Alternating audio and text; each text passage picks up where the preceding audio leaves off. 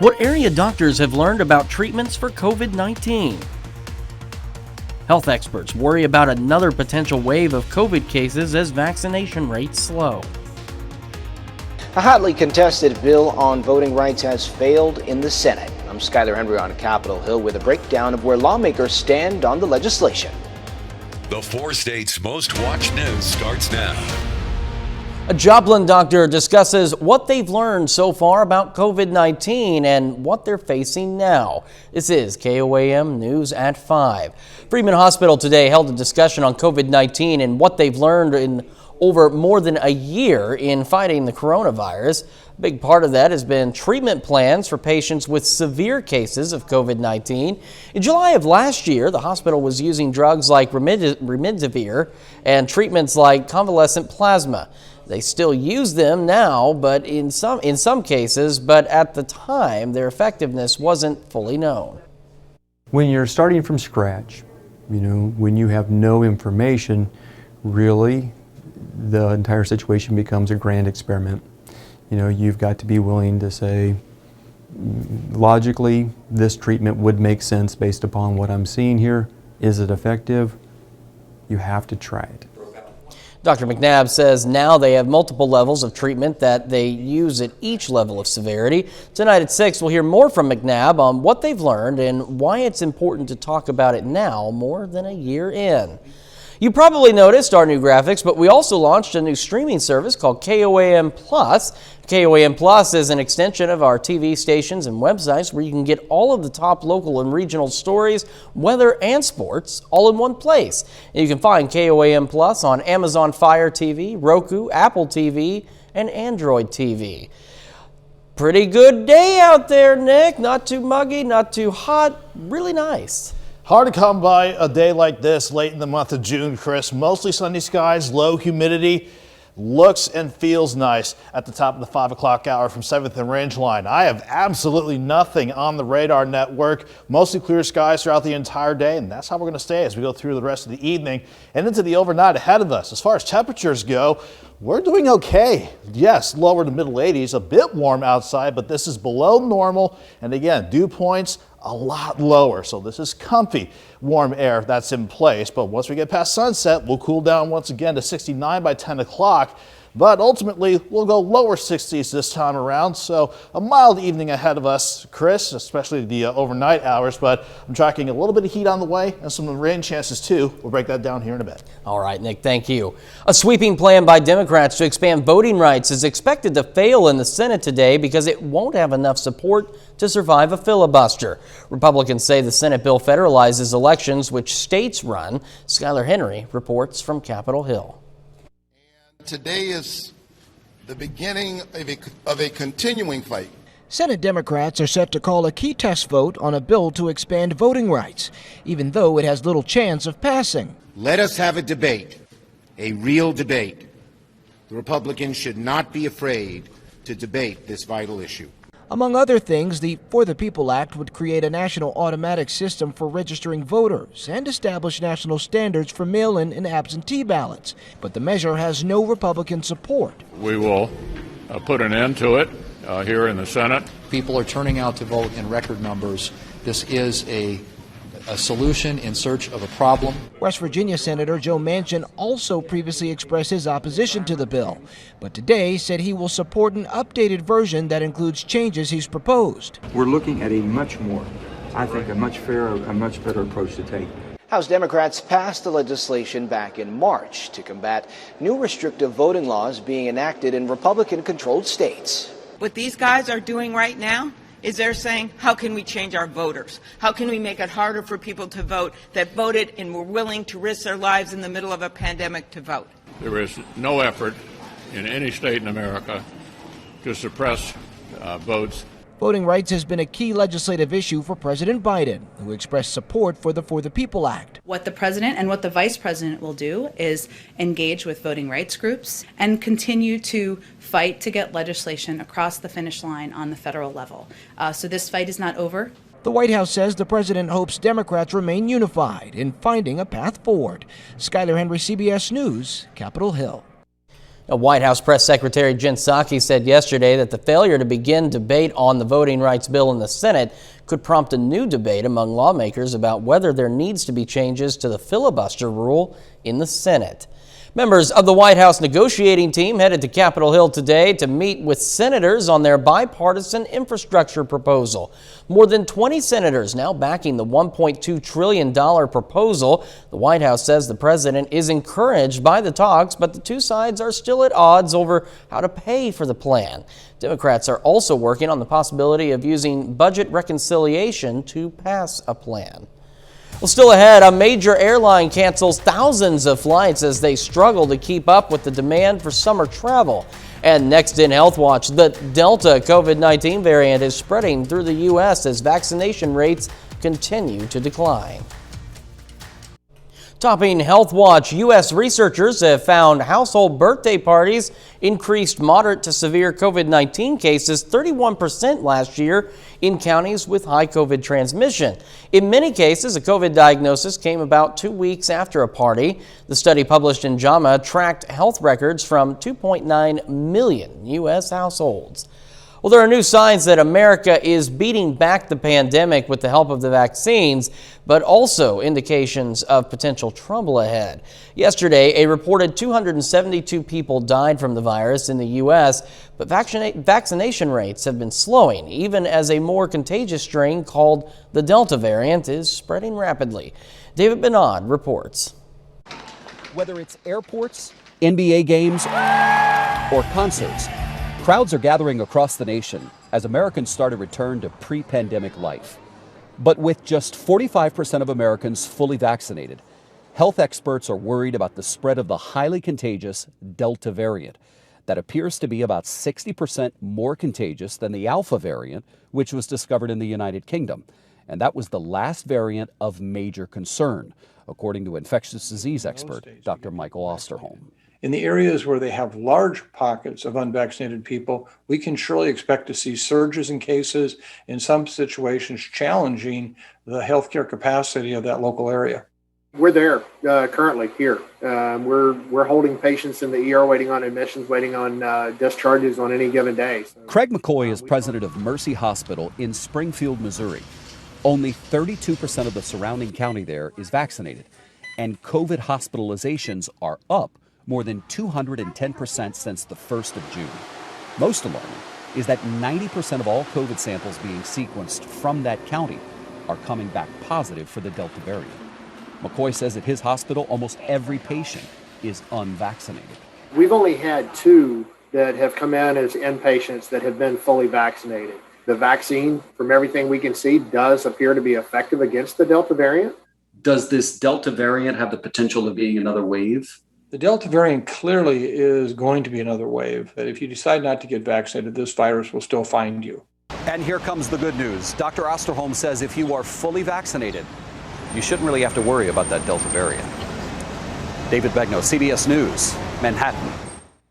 Health experts say vaccinated people with underlying health issues are still susceptible to the Delta variant, and they should continue to wear masks and social distance. Only 16 states have fully vaccinated more than half of their populations.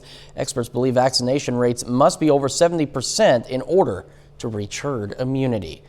Adults who were obese as children have an increased risk of developing type 2 diabetes and suffering a heart attack in their 30s and 40s, regardless of their weight as adults. That's according to a new study published by the American College of Cardiology. Researchers say obesity early in life contributes to insulin resistance and the buildup of arterial plaque later in life. Australian researchers say older adults who take statins to reduce their bad cholesterol do not need to worry about the drugs leading to dementia or Alzheimer's disease. The study contradicts an FDA warning in 2012 that statin use was linked to short-term cognitive impairment. And that's a look at today's health news. Coming up, the remains of a local Korean War veteran are finally brought home and laid to rest. Plus, it was another nice and warm day. We'll see if this can hold as we continue through the week when we come back.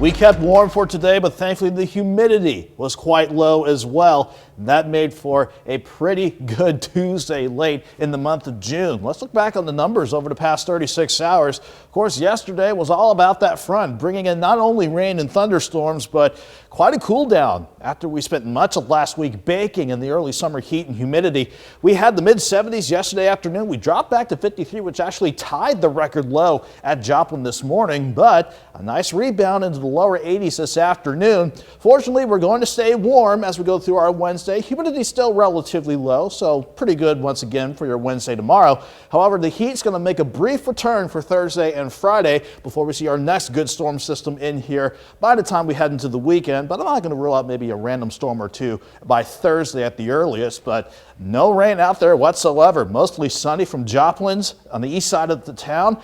84 degrees with the south wind at 10, occasionally gusting near 20.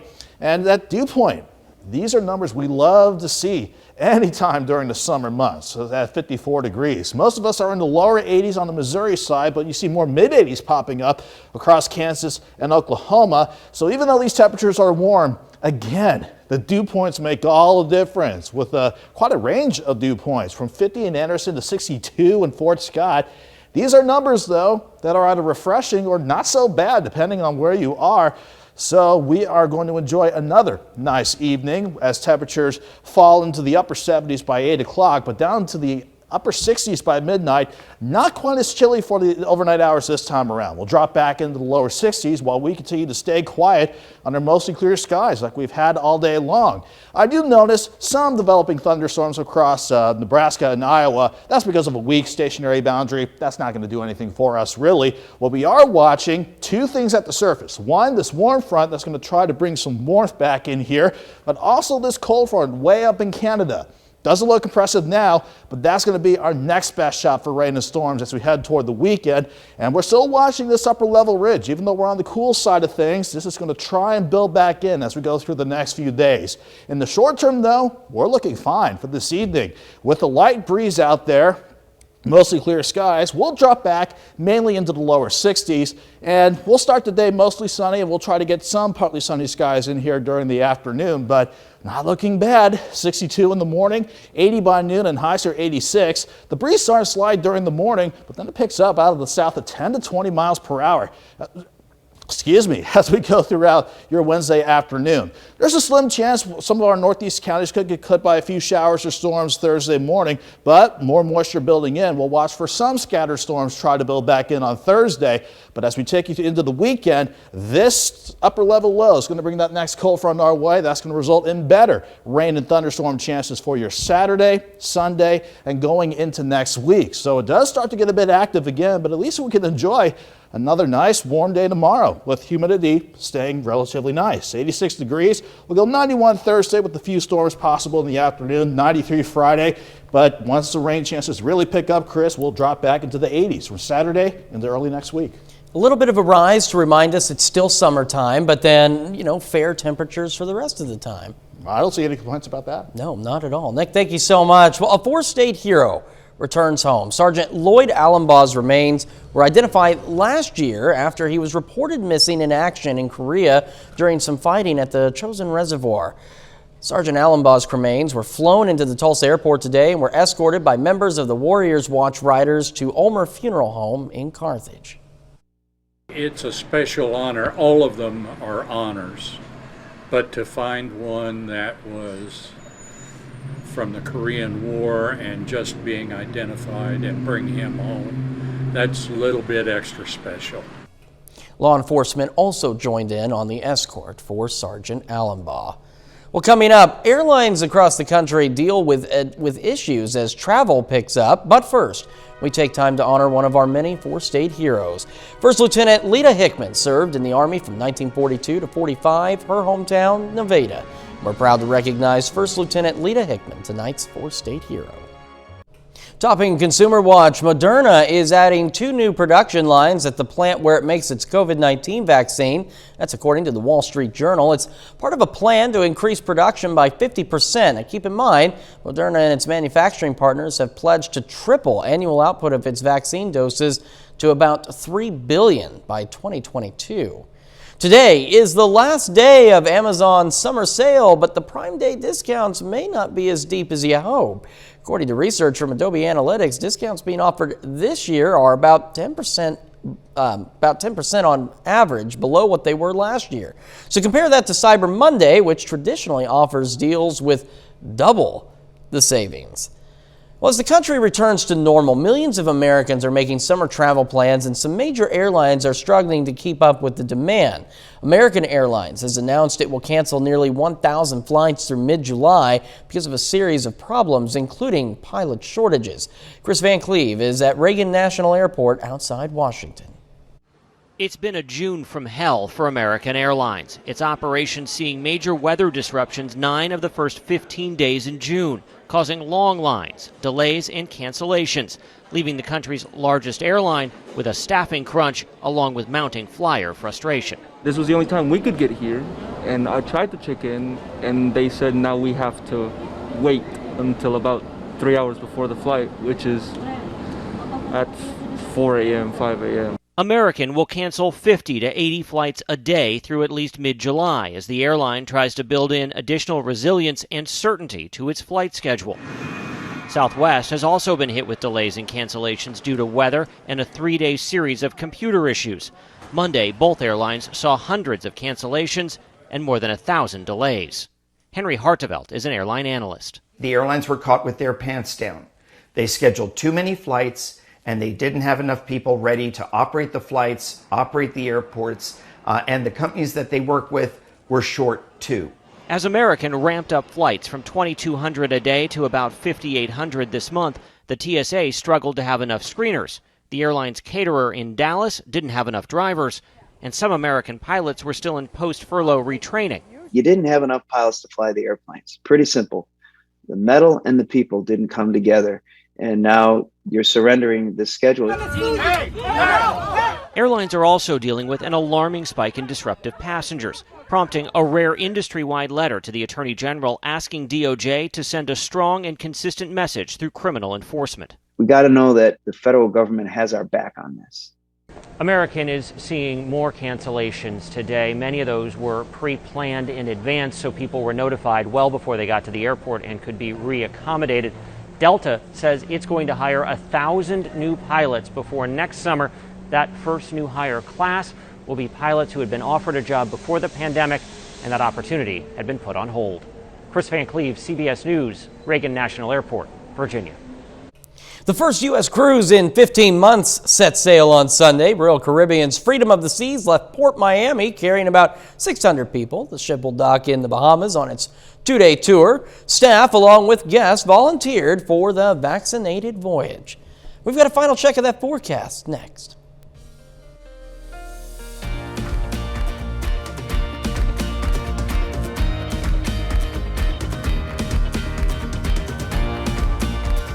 CBS Evening News is next. Then on KOAM News at 6, area doctors explain why it's important to discuss what they learned from the pandemic.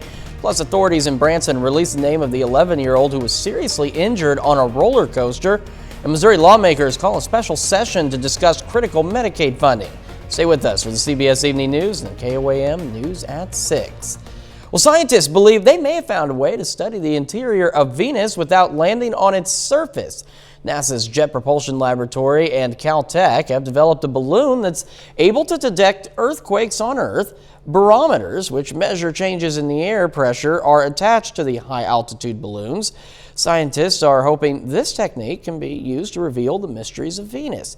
Now, nothing is able to land on the planet because its temperatures and air pressure are so high. Thankfully, temperatures, air pressures, not that high down here, but if you had the opportunity, would you land on Venus? Probably not. I've seen what happened on Magic School Bus. I don't think they landed on Venus. That's true. I could have been wrong. It could have been a different planet. They didn't land many places, it seems. Something we are landing on, nice temperatures. Today. Yes, we are going back into the lower 60s later on tonight and for your Wednesday morning. And then looking good again tomorrow, 86 degrees, partly sunny skies, a brief visit to the 90s Thursday and Friday, but we'll see rain chances really ramp up once we get into the weekend, Chris. Not a bad forecast overall. Thank you, Nick. And that's our time for this evening. CBS Evening News next. And of course, we're going to see you right back here for the KOAM News at 6. Thanks for making us part of your night.